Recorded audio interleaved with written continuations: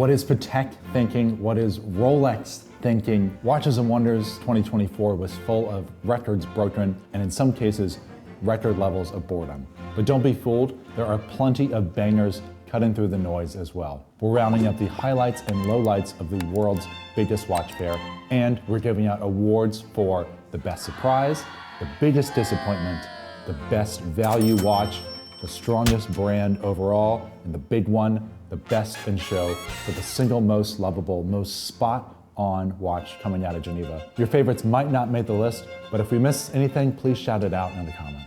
We're starting off with the award for Best Surprise. We'll get to the worst surprise in a minute, but let's talk about the amazing watches we did not expect to see this year. This video is all about superlatives, and speaking of superlatives, this fair has brought us the most complicated watch with Vacheron's Berkeley Grand Complication with a whopping 63 complications in total. IWC released their Portuguese or Eternal calendar with a record-smashing moon phase that will remain accurate for the next 45 million years. There's the world's thinnest tourbillon watch from Piaget, the Altipano Ultimate Concept, coming in at only 2 millimeters thick. Bulgary's new Otto Finissimo surpassed Richard Mille to once again claim the title of thinnest watch in the world at 1.7 millimeters. That's about as thick as a coin, and the best thing they shaved off is the QR code, thank God. In other news, Nomos released 31 new colorways for the Tangente 38 with names like Rambazamba, Lemon Biscuit, and Super Sardine. I had the privilege of visiting their Berlin design studio a few years ago, and they had these massive flat file cabinets with at least 100 different color combos in each drawer. So it's cool to see them crack into 31 of these looks all at once. But perhaps the best surprise, and the one we're awarding today, is the Cartier Santos Dumont Rewind.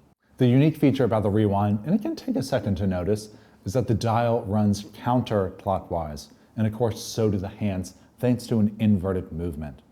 It's nowhere near as mechanically impressive as the other nominees, but we expect Vacheron to go complicated. We expect IWC to go for a perpetual calendar, and it's not too surprising that Bulgari and Piaget chose to go ultra thin.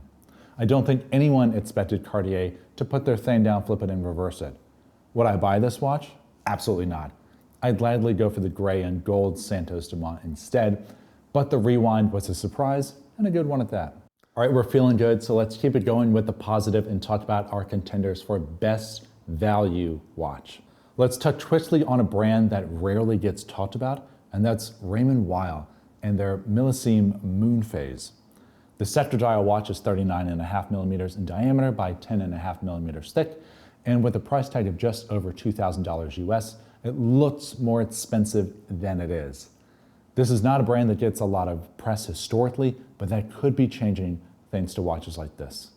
We're moving on to the new Tag Heuer Carrera. It's the continuation of the same glass box line, but this time with a panda dial inspired by Tag Heuer's heritage and punches of red on the hands and minute track. We chose the blue dial glass box Carrera as the watch of the year in our 2023 recap, and guess what? It's still good. The latest version is priced at 6,500 Swiss francs and now comes on a steel bracelet, so it's a strong value too. Our third nominee and the winner for the best value watch is, you already know it's Tudor. And it could go to any Tudor coming out of the fair this year. Well, almost any Tudor. For an amazing value, we're going with the new Tudor Black Bay 58 GMT, wrapped in burgundy, black, and gold. The brand combines the popular 39mm case of the Black Bay 58 with a globe-trotting complication and a bi-color bezel that's going to have a lot of people reaching for their wallets. And at just over 4,000 Swiss francs, your credit card won't hate you too much. Tudor is doing what they should be doing by giving fans what they want. The brand is following the same playbook as its big brother Rolex, that is, making incremental improvements to its core collection. The new GMT and the new monochrome 41mm Black Bay are only slightly different than the models that came before them, but for whatever reason, these changes feel more satisfying coming from Tudor than from Rolex, especially now that the latter is moving in a decidedly more luxurious direction. More on that in a bit. Tudor's got the build quality, they got the value, and even if you don't love the new releases, it's hard to hate them. Okay, let's get it over with. The award for biggest disappointment of Watches and Wonders 2024. Honestly, I want to give it to Patek. What in the Justin and Brittany are you thinking, Patek? The good news is that the brand released new versions of their 5980G Nautilus chronograph, their 5330G World Time, now with a local time modification, and their brilliantly simple Aquanaut Travel Time 5164G. The denim dials are an attractive faded blue that will still look great in 10 or 20 years, but why go for a late April Fool's joke with the double denim on the strap? I've got to crack open a Molson just to get over the headache of looking at these Canadian tuxedos. And it's textured calfskin, so they put more effort into making it worse. It was close to being a so good it's bad scenario, and thankfully you can change the denim strap to anything else. Next, as a fan of the Alpine Eagle and its richly textured dial, it was sad to see Chopard give the watch an Alibaba makeover with the new skeleton setup. There are vintage versions of the St. Moritz that feature high levels of craftsmanship, but the new skeletons have lost the handmade warmth and replaced it with something clearly spit out by a machine with little to no nuance or finishing. On to bigger issues, let's talk about the crown. Rolex was a bit boring this year. More flash than substance, with lots of precious metals and gemstones, when all we wanted was a titanium Submariner and a black and red GMT. Granted, I don't hate the new GMT, whatever name you want to call it. It's reminiscent of the Lunette Noir, but albeit a little flatter thanks to the gray. However, that didn't stop them from making a massive deep sea in solid or almost solid yellow gold. The watch is 44 millimeters wide by 17.7 millimeters thick with a water resistance of 3,900 meters. There are titanium components on here as well, but not for weight reasons, I'm sure.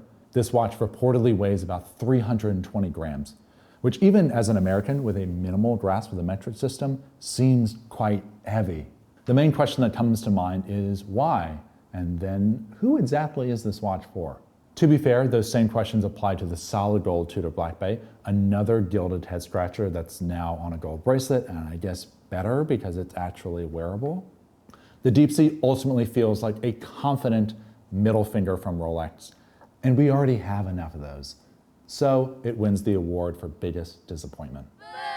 For our next category, we're taking a holistic look to see which brand had the strongest showing overall at Watches and Wonders. This is honestly the toughest category with a lot of factors to consider. We've picked a winner, but I would love to hear what y'all think. So Grand Seiko had a solid showing with beautiful new dials, of course, including on their GMT, as well as the return of the Constant Force Kodo. This watch costs over $300,000 US, but there's so much detail and engineering packed into the watch. This year's releases probably won't sway you if you're not already a Grand Seiko fan, but they're good at what they do, and these new watches are nothing short of respectable. We saw some impressive stuff coming from the more boutique brands who released only one or two new watches. I love what we're seeing from Laurent Ferrier, Ferdinand Berthoud, Rezance, or Gronfeld, but it's not enough to win strongest brand overall. You could certainly make an argument for JLC as well. The brand known as the watchmaker's watchmaker released 3 complicated watches this year. We have the duometric chronograph Moon, the duometric Helio Tourbillon perpetual calendar, and the updated Quantium Lunaire. The duometric collection is known for using 2 separate barrels and 2 independent gear trains, one for timekeeping and the other for complications. That's impressive, but there's also the duometric Helio Tourbillon perpetual calendar, which uses a triple axis tourbillon and a movement made of over 650 components to power a perpetual calendar. It's serious watchmaking from a major brand, and that's not a combination we see a lot of. However, it comes down to 2 contenders here, Tudor and Cartier. Tudor we spoke about before. They're really coming into their own as the everyman tool watch that can infuse a bit of style without doing too much. The Black Bay family of watches is a solid foundation, and there's still room to explore more therein. I'm also already looking forward to what they do at Watches and Wonders 2025. This time next year, we could be talking about a new big block chrono, for example. Next, you gotta love Cartier because they brought the fun. And I'm not just talking about the rewind. There are plenty of colorful and eye-catching pieces in their booth. They also released a Santos dual time, which would make a fantastic daily watch, and a new two-tone Santos and a brown dial steel Santos that I'm dying to see in person. We also have new colorful versions of the popular lacquered Santos Dumont, now with Arabic numerals. And let's not forget, we have a new Tortue and Tortue Monopoussoir. People aren't loving the hands on the time-only Tortue, but the chronograph is very much becoming a crowd favorite, thanks to a gorgeous dial layout and an exposed movement that was especially shaped to fit the case. They've done it all this year, something practical, something fun, and something for the watch nerds. And that's why, by a slim margin, we're naming Cartier the strongest brand of Watches and Wonders 2024. Now for our final award. It's the best in show for the most spot-on watch coming out of Geneva. Let's introduce the nominees. We have so many records being broken this year, and honestly, the award could go to any of them for that achievement alone.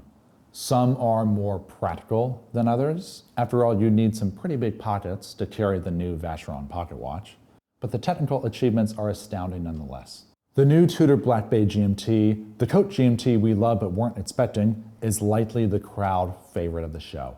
And that's because it combines multiple popular elements into one watch that offers a lot of value. The Duo Metro Helio Tourbillon Perpetual Calendar from JLC is in here because look at this thing. It's built from JLC's lineage as a master movement maker and combines a spinning top of a tourbillon with a perpetual calendar movement. This is a great example of what JLC can do and why they perpetually deserve more attention. The Cartier Tortue Monopoussoir is classic Cartier, but amped up a couple notches.